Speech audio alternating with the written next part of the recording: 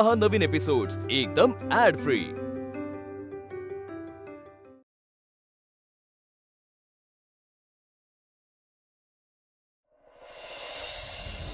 ठीक आहे, मी निघतो।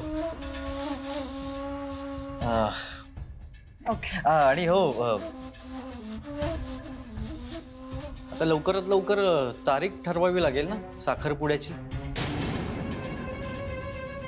हा, ते आई आणि अण्णाच बोलतील। हा, ते आहेच, तेच ठरवतील। ठीक आहे, मी येईन मग परत। आरतीला मेसेज करून येईन। हो, बाय। बाय। मी दोघींना बाय केलंय। दोघींकडून बाय।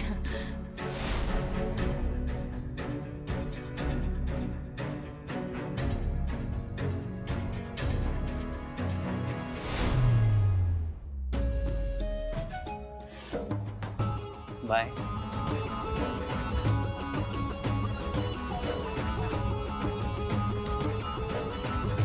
बाय।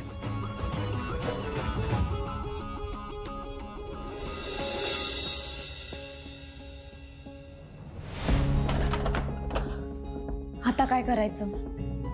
गौतमचा नाही ग, विक्रांतला भेटायचं कसं करायचं? आधीच डोक्यात एवढा घोळ चालू असताना हे गौतम आले। मला ना काही सुचतच नाहीये काय करायचं, सगळं डोकं बधीर झालंय। जाऊ दे, आपण लवकर जाऊया, खूप उशीर झाला ऑलरेडी। एक मिनिट, आतापर्यंत विक्रांतला डिस्चार्ज मिळाला असेल, मग आपण फोन करून त्याला बाहेरच भेटायला बोलवूयात ना। तो येईल? नाही म्हणजे अजून पूर्णपणे बराच झाला नसेल तर बाहेर कसा पडेल? अगं पण दुसरं काय करू शकतो आपण? हे बघ, त्याच्या घरी गेलो आणि वेदांत तिथे असेल ना, मग तर आणखी गोंधळ घालेल। आणि मला खात्री आहे तो नक्की विक्रांत सोबतच असेल। त्यापेक्षा मग फोन करून चान्स घेऊन बघू ना। पण त्याचा फोन सुद्धा वेदांतकडेच असेल तर? शक्यता तशीच आहे। काय करूयात यार, सगळा गोंधळ उडालाय। धरलं तर चावतंय आणि सोडलं तर पळतंय असं झालंय आपण। वेदांतला कळलं असेल का की विक्रांतने हे सगळं माझ्यामुळे? नाही नाही, अजिबात नाही, मला नाही वाटत असं काही झालं असेल। हे बघ, तू टेन्शन घे। जर त्याला कळलं असतं ना तर तो आतापर्यंत आपला शोध घेत इथे आला असता,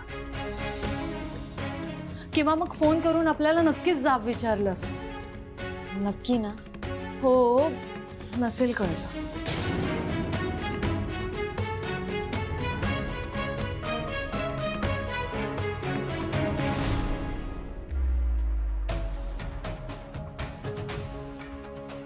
सर, काय झालं? तुम्ही इतकं अर्जंट बोलून घेतलं? मी तुला एक नंबर पाठवलाय, त्याचा रजिस्टर ॲड्रेस हवाय मला। ठीक आहे सर, पण सर काही सिरियस मॅटर? तसंच समज। मग सर आपण पोलिसांना कळवलं असतं ना। मी ऑलरेडी बोललोय डीसीपींशी, ते तुला मदत करतील। आणि फोन कंपनीकडनं हे डिटेल्स मला 2 तासाच्या आत हवेत। ठीक आहे सर, पण सर हा नंबर नक्की कोणाचा आहे? शत्रू की प्रतिस्पर्धी? जास्त चौकशा नको आहेत, जेवढं बोललोय तेवढं कर। 2 तासाच्या आत मला ते डिटेल्स हवेत। आणि माझ्या मीटिंग्स पोस्टपोन कर, संध्याकाळी ठेव। सर मी आधीच सगळ्या मीटिंग पोस्टपोन केल्या। गुड, काबाल लाग सर। ती मुलगी कोण आहे हे मी नक्की शोधून काढणार, काढावंच लागणार। मग बघू पुढे काय करायचंय ते।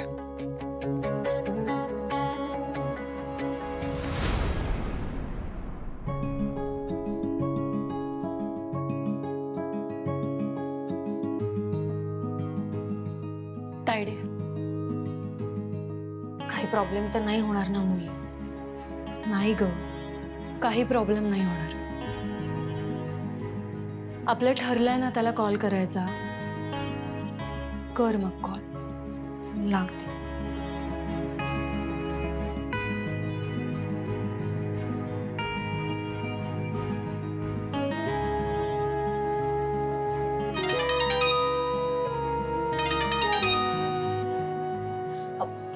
हॅलो. हॅलो.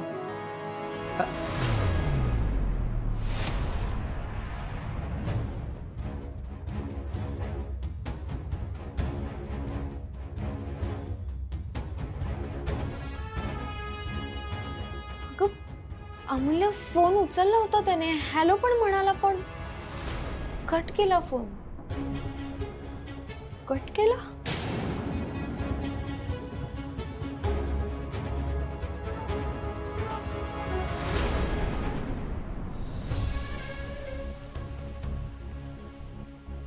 कोणाचा फोन होता? मित्राचा. विवेक अरे, भेटायला येतोय का विचारत होता. आता विवेक असो किंवा कोणीही असो आणि कितीही कॉल करू दे, पुढचे 2 दिवस तू एकटा या घराबाहेर नाही जायचं, कळलं? अरे दादा, मी ओके आता. कोणी सांगितलं रे तुला? हे बघ विक्रांत, डॉक्टरचं प्रिस्क्रिप्शन मी वाचलंय आणि तू हे जे काही केलंयस ना, त्यामुळे पुढचे 2 दिवस तुझ्या शरीराला रेस्टची गरज आहे आणि तुझ्या मनाला सुद्धा. या विषयावर मी अजून आलो नाहीये, पण डॉक्टर जोशींशी बोललोय आणि आम्ही तुला काउन्सिलिंगला न्यायचं ठरवलंय. अरे विक्रांत, तुझा मोठा भाऊ म्हणून नाही तर तुझा बेस्ट फ्रेंड म्हणून सांगतोय. ही जी निगेटिव्हिटी आहे ती तुझ्या डोक्यातनं बाहेर काढायची मला, कळतंय? सो 2 दिवस घरी थांब, आराम कर आणि तो फोन दे माझ्याकडे. नाही नको, फोन माझ्याकडेच राहू दे. ते माझं मन थोडं डायव्हर्ट करायला बरं पडेल. ठीक आहे, तो फोन ठेव तुझ्याकडेच. विक्रांत, सी, आय नो मी एका हॉस्टेलच्या वॉर्डन सारखा साऊंड करतोय, पण बाबा गेल्यापासून सगळी जबाबदारी माझ्यावरच आली आहे ना. सो मला असं वागावं लागतं यार. तू ये, बस इथे ये.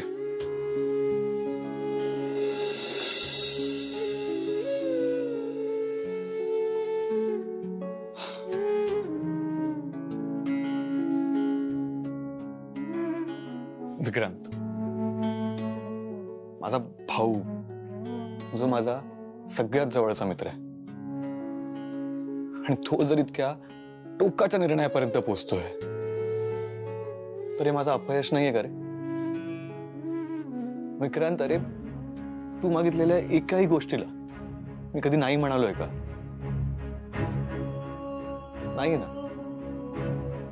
मग तुला एकदाही असं नाही वाटलं की तू माझ्याशी बोलावं? वन्स. अरे मी कोणीच नाहीये का तुझा? दादा, असं नाहीये. माझ्याकडनं खूप मोठी चूक झाली. यापुढे मी असं करणार नाही. I promise. तू काय, मीच तुला असं काही करू देणार नाही. विक्रांत, अरे एका मुलीसाठी तू जीव द्यायला निघाला होतास. ही किंमत आहे तुझ्या जीवाची? हा, तू विसरलास का रे? आईने आपल्याला किती कष्टाने मोठं केलंय आणि बाबा गेले तेव्हा कंपनी का सांभाळली मी? कोणासाठी? तू, मी, आद्या, आपल्यासाठी, राईट? आणि तुला खरंच काहीतरी झालं असतं ना तर. विक्रांत, कोण आहे रे ती मुलगी?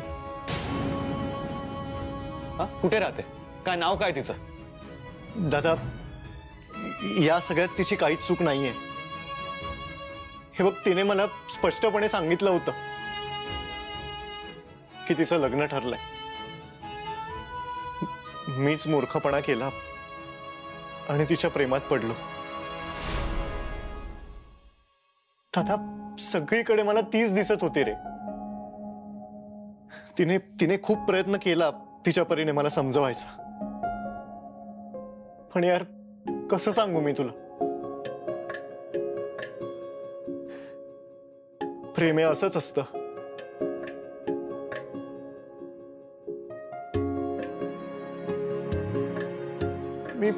मी खूप फ्रस्ट्रेट झालो होतो, खूप डिप्रेस झालो होतो.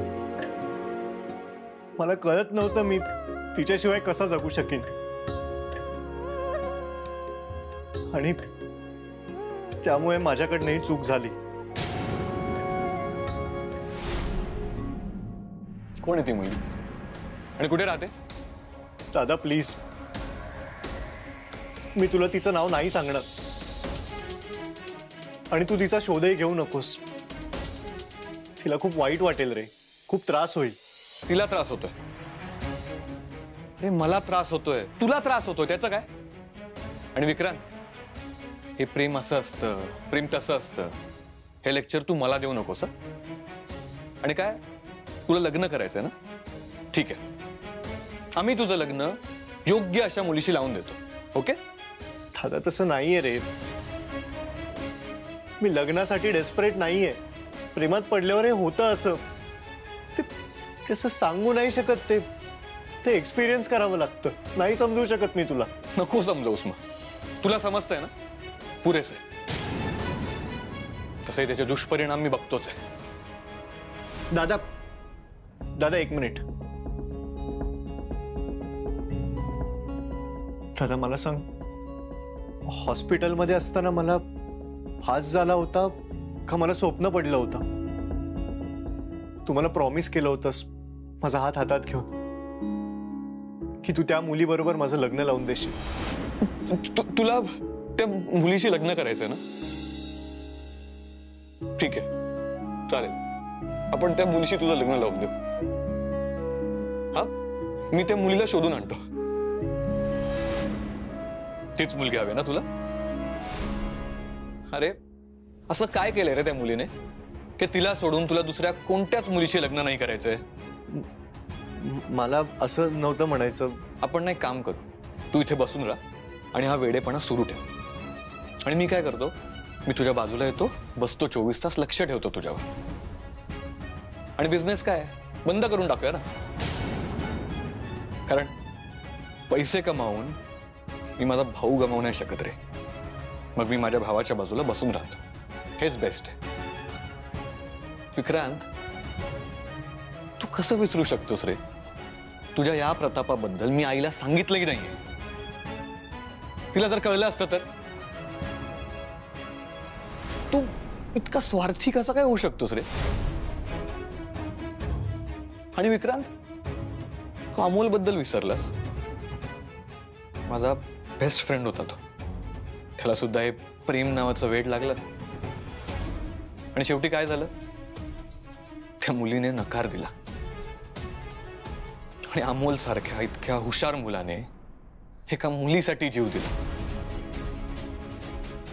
सो तेव्हापासून मी ठरवलं, मुलींना जवळ येऊ द्यायचं नाही, रादर त्यांचा विचारच करायचा नाही.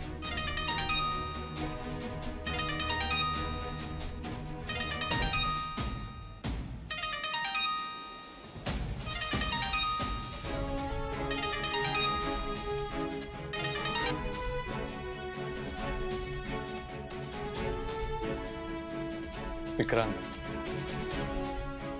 नको बोलूस रे तिच्याशी. आणि तुला जर तिला भेटायचं असेल ना तर चल, मी येतो सोबत. नाही तर मी एक काम करतो, तिला शोधून आणतो आणि तुझ्या समोर उभं करतो. पण तू परत असं करू नकोस, कळलं? आय एम सॉरी दादा. मी यापुढे असं कधीच करणार नाही, तुझी शपथ. पण प्लीज प्लीज त्या मुलीचा शोध घेऊ नकोस. आणि थँक्यू. बरं झालं तू आईला काहीच सांगितलं नाहीस, नाही तर मी कधीच तिच्या डोळ्यात डोळे घालून बघू शकलो नसतो. दादा प्लीज, रिक्वेस्ट आहे माझी.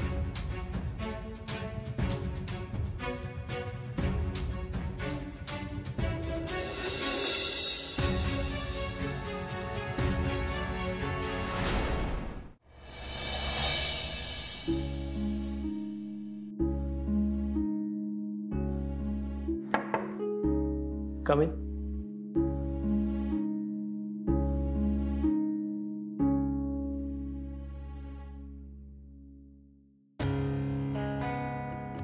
Good morning. Good morning. Vikrant आता कसा आहे? बरं आहे आता. डिस्चार्ज मिळालाय त्याला. तुम्ही गेला होता त्याला भेटायला? हो, आम्ही गेलो होतो सकाळी भेटायला त्याला.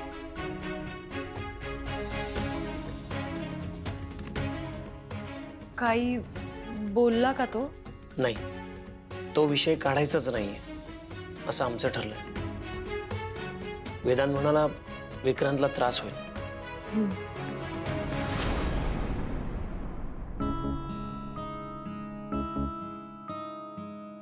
बरं ऐका मुल्या, आता काही दिवस सगळी जबाबदारी तुझ्यावर येणार आहे. मी नागपूर बाहेर असेल. आधी मी साऊथला जाणार आहे. तिथल्या काही डिझायनर्स सोबत मीटिंग्स आहे आणि R&D करायची आहे. त्यानंतर महाराष्ट्रभर फिरायचं आहे. पारंपरिक डिझाईन्स बद्दल जरा माहिती गोळा करायची. सो इथल्या सगळ्या कामांची जबाबदारी तुम्हा दोघींवर आहे.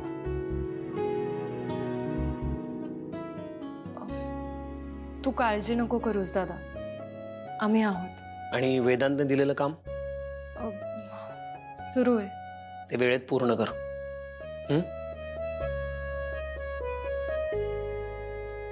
आणि तो जरा डिस्टर्ब्ड आहे, सो जरा सांभाळून वा. बरं ठीक आहे, तू तुझ्या कामाला सुरुवात कर.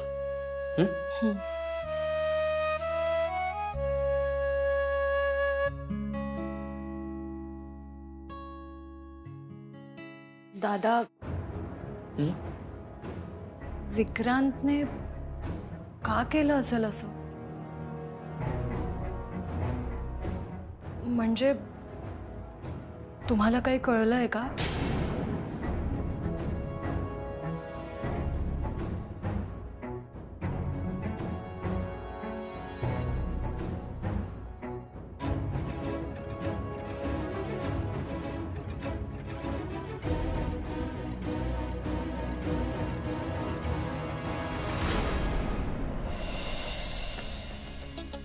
सर खूप कठीण काम होतं, पण फायनली मिळाले कॉल रेकॉर्ड्स. हे बघा.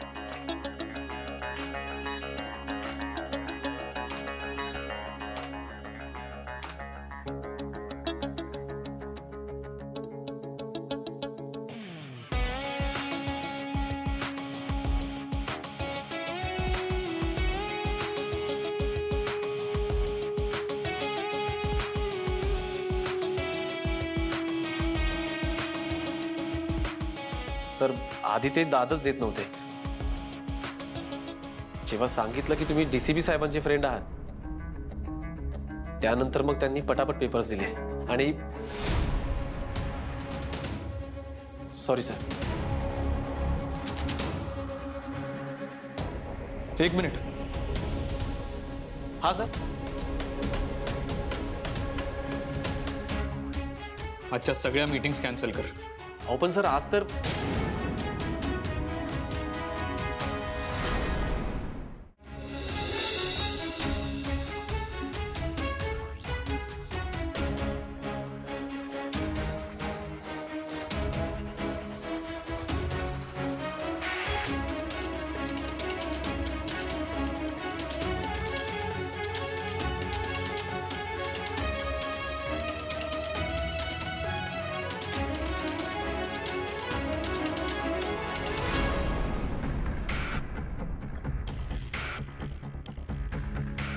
दिवस खराब जाणार आता.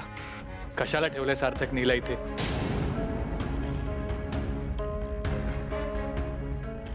Good morning.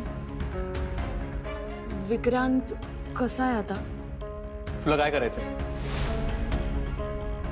आणि ऑफिसमध्ये फक्त ऑफिसच्या कामाविषयी बोलायचं. तुला काम दिलंय ना, त्याच्याकडे लक्ष दे. आणि डेडलाईन विसरू नकोस. आणि एक गोष्ट लक्षात ठेव, या ऑफिसमध्ये माझ्याशी पर्सनल गोष्टी डिस्कस नाही करायच्या. कळलं? Sorry sir. आणि ऐक, विक्रांत हॉस्पिटलमध्ये होता हे कोणालाच कळलं नाही पाहिजे. ओके? नाही बोलणार.